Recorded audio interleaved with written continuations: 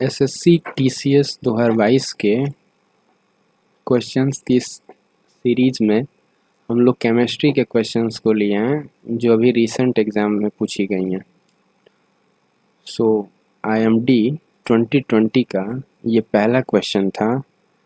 Again मैंने इस session को लिया अभी क्योंकि कुछ इशू आ गई थी, नेटवर्क इशू, जिसकी वजह से सेशन कंटिन्यू नहीं हो पाया था और मैंने क्लासेस करा दी थी। तो इन स्लाइड्स को अगेन मैं वॉइस ओवर कर रहा हूँ कि क्वेश्चन नंबर फर्स्ट जो एसएससी आईएमडी के एग्ज़ाम में आया हुआ था कि कोल्बे रिएक्शन, जो क्वेश्चन इंपॉर्टेंट होगा मैं उस पर हाइलाइटर यूज करूँगा कि कोल्बे रिएक्शन में कार्बन डाइऑक्साइड और सोडियम फिनॉक्साइड का इस्तेमाल हुआ है। तो कोल्बे रिएक्शन में क्या यूज होता है? Carbon dioxide and sodium phenoxide. Second one is blue book. Blue का होता है किस तरह का? वाटर जो होता है ब्लू कलर का होता है। मतलब ऐसे आप बोल सकते हैं कि ब्लू कलर का होता है, ब्लू होता नहीं है, वो तो ट्रांसपेरेंट होता है ना, कलरलेस मटेरियल है। लेकिन आप इसे याद करने के लिए ऐसे ले सकते हैं कि ब्लू बुक जो है वो रसायन विज्ञान केमिस्ट्री से रिलेटेड है। अगला क्वेश्चन था जिंक का अयस्क। तो स्पेलेराइट जिंक का अयस्क है। अगला क्वेश्चन था फार्मास्यूटिकल में कौन से रसायन का इस्तेमाल होता है? तो पेट्रो रसायन में इस्तेमाल किया जाता है फार्मास्यूटिकल में। अगला क्वेश्चन था मॉडर्न पीरियोडिक टेबल, इसमें कितने एलिमेंट्स हैं? तो 118 एलिमेंट मॉडर्न पीरियोडिक टेबल में है, जिसमें 63 एलिमेंट्स मेंडलीफ के पीरियोडिक टेबल के थे जब मेंडलीफ ने अपनी पीरियोडिक टेबल डिज़ाइन की थी। तो मॉडर्न पीरियोडिक टेबल जिसमें 118 एलिमेंट हैं और मेंडलीफ के पीरियोडिक टेबल में 63 एलिमेंट्स थे। नेक्स्ट क्वेश्चन साल्ट पेट्रो जो है वो पोटेशियम नाइट्रेट को कहा जाता है। पोटेशियम नाइट्रेट को साल्ट पेट्रो कहा जाता है। अगला 7th number question, sodium hydroxide का पीएच वैल्यू पूछा गया था। 14 is the pH value of sodium hydroxide.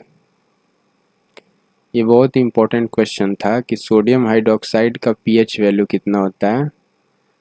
वो होता है 14।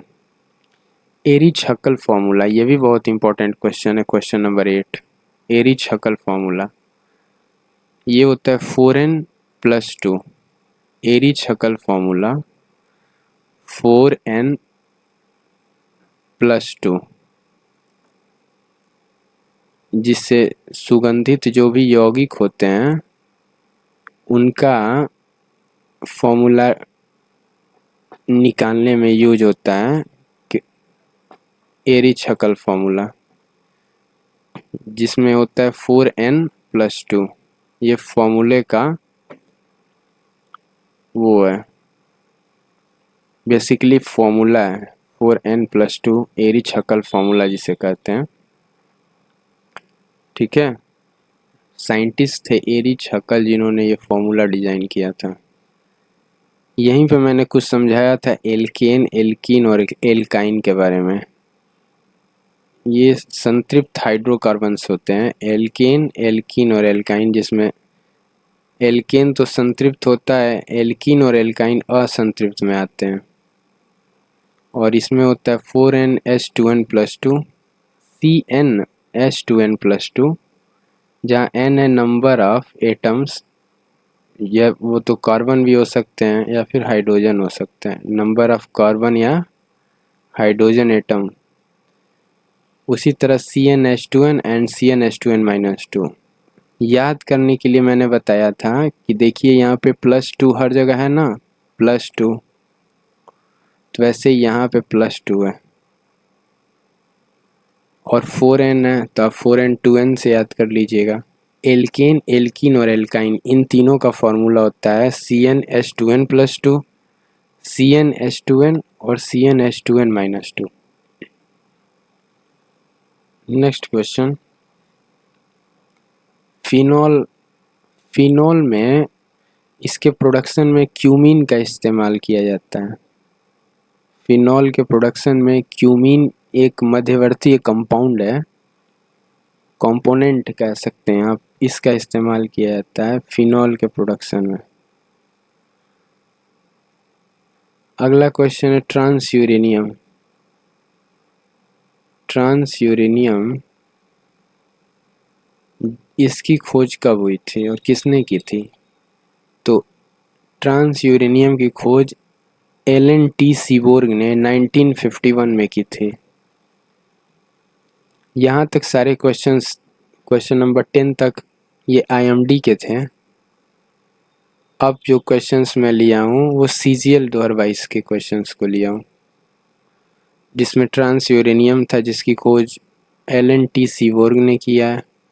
बोरेक्स है Na2B4O7 into 10H2O, Na2B4O7 into 10H2O, जिसकी फॉर्मूला है बोरेक्स। और ये क्वेश्चन था फोटोग्राफी में सोडियम थायोसल्फेट का यूज होता है। सोडियम थायोसल्फेट का इस्तेमाल फोटोग्राफी में किया जाता है। अगला क्वेश्चन था एनिसोल से।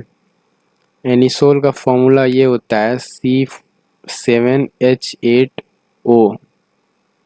इसे सुगंध के रूप में प्रयोग में लाया जाता है एनिसोल को। जहाँ भी सुगंधित चीज़ें होंगी उसमें एनिसोल एलिमेंट ऐड किया था कंपाउंड।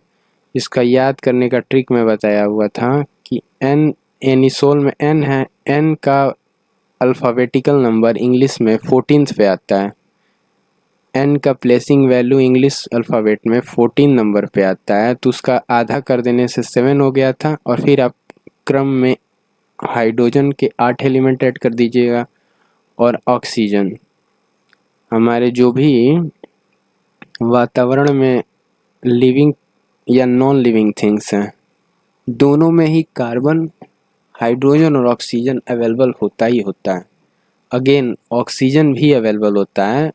जो भी लिविंग मेटल्स हैं, मटेरियल्स हैं, चाहे वो एनिमल्स हो, प्लांट हो, सब में ह्यूमन स्पीसीज सारे लोग कार्बन, हाइड्रोजन और ऑक्सीजन से ही बने हैं। और भी चीज़ें हैं उसमें, बट ये 3 बेसिक्स तो हैं ही।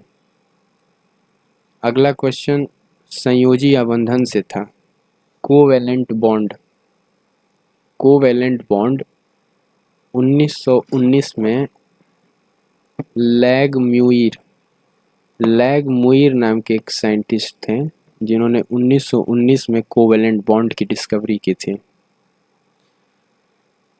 मैंने याद कराने के लिए ट्रिक निकाली थी कि लैग करना कोई भी चीज़, कोवैलेंट बॉन्ड वीक बॉन्ड होता है, लैग होता है इसमें।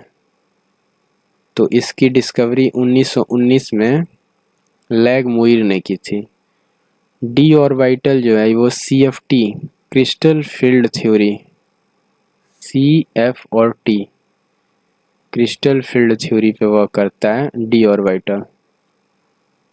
डी ऑर्बिटल में जो थ्योरी चलती है डी ऑर्बिटल के लिए, उस थ्योरी का नाम है crystal field theory.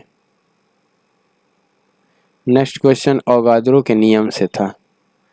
Avogadro law, इसकी डिस्कवरी कब हुई थी? तो इसकी डिस्कवरी हुई थी 1811 में। अवोगाद्रो एक साइंटिस्ट हैं जिनके लॉ की डिस्कवरी हुई थी 1811 में। और N एक अवोगाद्रो नंबर कहलाता है, इसे अवोगाद्रो नंबर कहते हैं। इसकी वैल्यू होती है 6.022 इंटू 10⁻23। ये अवोगाद्रो नंबर होता है। तो ये question number 16। Again 17 number question था धोने वाला सोडा, जिसे धावन सोडा कहते हैं। इसका फॉर्मूला पूछा गया था sodium carbonate Na2CO3 into 10H2O। Sodium carbonate को धावन सोडा के नाम से जाना जाता है। जो धोने वाला सोडा, कपड़े उपड़े हम लोग धोते हैं उसमें जो सोडे का इस्तेमाल होता है, उसका फॉर्मूला होता है Na2CO3 इंटू 10H2O। अगला क्वेश्चन था milk of magnesia, magnesium hydroxide. So milk of magnesia का पीएच वैल्यू पूछा था कि इसका पीएच वैल्यू कितना होता है। 10 होता है मिल्क ऑफ मैग्नीशिया, इसका पीएच वैल्यू 10 होता है। नेक्स्ट क्वेश्चन नंबर 19, लेड का एटॉमिक नंबर पीबी। पीबी होता है लेड, और लेड का एटॉमिक नंबर पूछा गया था कि लेड का एटॉमिक नंबर क्या होता है, तो 82। लेड का एटॉमिक नंबर हो जाएगा 82।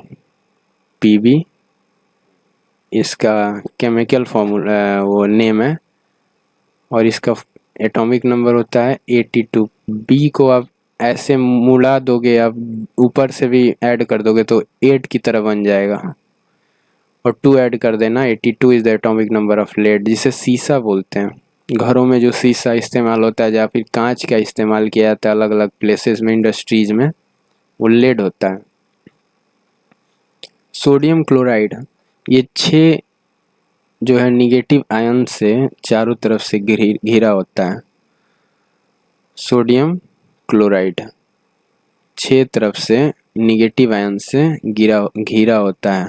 तो ये क्वेश्चन आया हुआ था कि सोडियम क्लोराइड कितने निगेटिव आयन से चारों तरफ से घिरा होता है, तो ये हो जाएगा आपका 6 निगेटिव आयन से चारों तरफ से घिरा होता है। अगला क्वेश्चन, गैलुसेक लॉ। गैलुसेक का नियम था गैस आयतन संबंधी नियम। गैलुसेक का गैस आयतन संबंधी नियम होता है केमिस्ट्री में, और ये 1808 में डिस्कवर किया गया था, जिसमें PV इक्वल टू nRT जो gas formula, universal gas equation, इसमें NV is directly proportional to N, ये गैलुसेक लॉ से ही आता है, जिसकी डिस्कवरी 1808 में की गई थी। अगला क्वेश्चन अल्फ्रेड बर्नर से। अल्फ्रेड बर्नर अकार्बनिक पदार्थों की संरचना पे थ्योरी दिए हुए थे। अल्फ्रेड बर्नर एक साइंटिस्ट थे जो अकार्बनिक पदार्थों की संरचना पे थ्योरी की डिस्कवरी किए थे। Alfred burner. ये 22 नंबर क्वेश्चन। स्वीटनर, एस्पार्टम इसको बोलते हैं। स्वीटनर जो 200 टाइम्स होता है चीनी से ज़्यादा मीठा, इसे बोलते हैं स्वीटनर या फिर एस्पार्टम। SWEETNER, sweetener. और एस्पार्टम इसका केमिकल नेम हो गया, जो 200 टाइम्स होता है मीठा, किससे, चीनी से। और इसका फॉर्मूला हो गया C14H18N2O5। C14H18N2O5, ये फॉर्मूला हो गया स्वीटनर का, C14H18N2O5। अगला CgL 2022 का, ये अभी तक सारे क्वेश्चन जो थे 24 नंबर तक के, इसमें फोमाइट, ये कांच का अयस्क है। कांच का अयस्क, कांच मतलब लेड, और लेड का अयस्क है फोमाइट। तो ये पेन की कभी कभी इशू आ जा रही है। कांच का अयस्क फोमाइट है।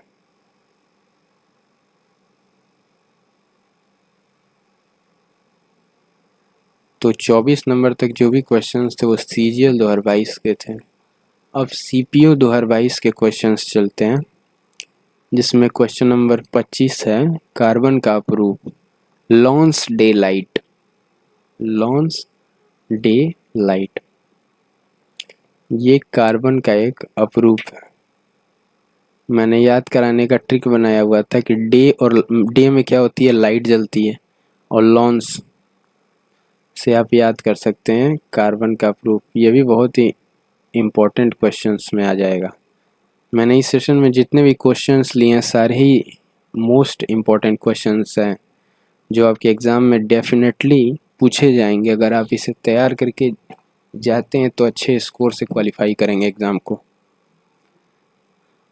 अगले क्वेश्चन पे बढ़ते हैं। Question number 26, gallium. गैलियम का एटॉमिक नंबर 31 होता है। और एक क्वेश्चन आया था फ्रांसियम से, तो दोनों को मैंने साथ में ले लिया है, गैलियम और फ्रांसियम। फ्रांसियम का एटॉमिक नंबर होता है 87 और गैलियम का एटॉमिक नंबर होता है 31। तो 31 is the atomic number of gallium. अगला क्वेश्चन था हल्दी में लेड क्रोमेट की मिलावट होती है। जो भी हम लोग मार्केट से हल्दी लेकर आते हैं उसमें कौन से एलिमेंट की मिलावट होती है, तो उसका उस कंपाउंड का, एलिमेंट नहीं कंपाउंड बोलेंगे इसको, कि हल्दी में लेड क्रोमेट की मिलावट होती है। तो आप लोग कोशिश करिए कि मील से, चक्की से ही पिसा हुआ हल्दी का इस्तेमाल करिए अपने खाने में, क्योंकि मार्केट वाली तो हल्दी में लेड क्रोमेट का इस्तेमाल किया जा रहा है। अगला क्वेश्चन, क्वेश्चन नंबर 28, D2O जिसे ड्यूटीरियम ऑक्साइड और इसे भारी जल भी बोलते हैं। D2O का केमिकल नेम होता है ड्यूटीरियम ऑक्साइड और इसको भारी जल के नाम से भी जाना जाता है। तो ये क्वेश्चन भी एग्जाम में बहुत पूछा जाता है कि भारी जल क्या होता है, तो ड्यूटेरियम ऑक्साइड। और इसकी खोज हेराल्ड सी उर्रे ने की थी। ड्यूटेरियम ऑक्साइड, इसकी खोज हेराल्ड सी उर्रे ने की थी। अगला क्वेश्चन, म्यूरेटिक एसिड।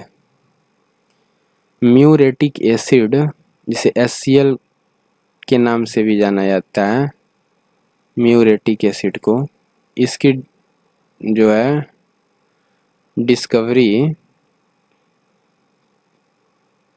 ये यूज होता है रंग उत्पादन में। म्यूरेटिक एसिड का इस्तेमाल रंग के उत्पादन में किया जाता है और HCl इसका साइंटिफिक केमिकल फॉर्मूला हो जाएगा, हाइड्रोक्लोरिक एसिड बोलते हैं HCl को। अगला क्वेश्चन, कैरेमलाइजेशन। चीनी के उत्पादन में कैरेमलाइजेशन प्रोसेस का इस्तेमाल किया जाता है, इसे कैरेमलीकरण कहते हैं। कैरेमलाइजेशन का प्रोसेस है, इसमें चीनी का इस्तेमाल उत्पादन में किया जाता है। चीनी के उत्पादन में कैरेमलाइजेशन का इस्तेमाल किया जाता है। अगला क्वेश्चन 31, मेंडलीफ आवर्त सारणी में कितने एलिमेंट्स थे? 63 elements are there in the Mendeleev आवर्त सारणी और 1969 में इसकी डिस्कवरी की गई थी। 32 नंबर क्वेश्चन, इसी का इन्हांसमेंट था एका एल्यूमिनियम, एका बोरान और एका सिलिकॉन। तो गैलियम को एका एल्यूमिनियम कहा जाता है, एका बोरान को स्कैंडियम और एका सिलिकॉन को जर्मेनियम। ये 3 एलिमेंट्स हैं जो मेंडलीफ के आवर्त सारणी के थे और इनका नेमिंग अब गैलियम, स्कैंडियम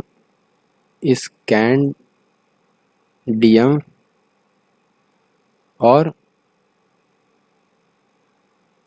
सिलिकॉन, यानी एका सिलिकॉन को जर्मेनियम कहा जाता है। पेट्रोल, सल्फर की उपस्थिति में, पेट्रोल में अगर सल्फर की उपस्थिति होती है तो जो गाड़ियों के इंजन होते हैं उसमें जंग लगता है। रेयॉन वुडन पल्प है, आर्टिफिशियल सिल्क भी इसे कहा जाता है, लकड़ी का पल्प जिसे आर्टिफिशियल सिल्क कहा जाता है और रेयॉन इसका नाम है। उसी तरह क्वेश्चन नंबर 35 था, मेलॉड रिएक्शन से मांस पकाने में इसका यूज होता है। फ्रेयॉन होता है डाइक्लोरो डाइफ्लोरोमीथेन। धातु की वेल्डिंग, धातु की या फिर धातुओं की वेल्डिंग में एसिटिलीन गैस का इस्तेमाल किया जाता है। अगला क्वेश्चन था question number 38, nitrogen nitrogen N2O N2 जिसे नाइट्रोजन कहते हैं, इसकी खोज रदरफोर्ड ने की थी और वायुमंडल में 78% हमारे नाइट्रोजन ही है। अगला question, oil of vitriol H2SO4। H2SO4 को ऑयल ऑफ विट्रियोल कहा जाता है, सल्फ्यूरिक एसिड। अगला क्वेश्चन, एथिल मैकेप्टन।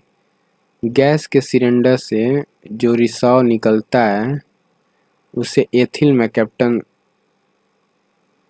कहते हैं। गैस के सिलेंडर से जो रिसाव निकलती है गैस, उसका नाम एथिल मैकेप्टन है। एथिल मैकेप्टन। सड़ी हुई गोभी से जो गंध आता है उसमें भी एथिल मैकेप्टन ही होता है। तो अभी तक हम लोगों ने IMD, CGL और CPO के 22 के सारे क्वेश्चंस को डिस्कस कर लिया। अपकमिंग सेशंस में हम लोग TCS के और भी मोस्ट इम्पॉर्टेंट क्वेश्चंस की सीरीज को आगे कंटिन्यू करेंगे। तब तक के लिए आप लोग अपना ख्याल रखिए और अपनी पढ़ाई अच्छे से कंटिन्यू करिए।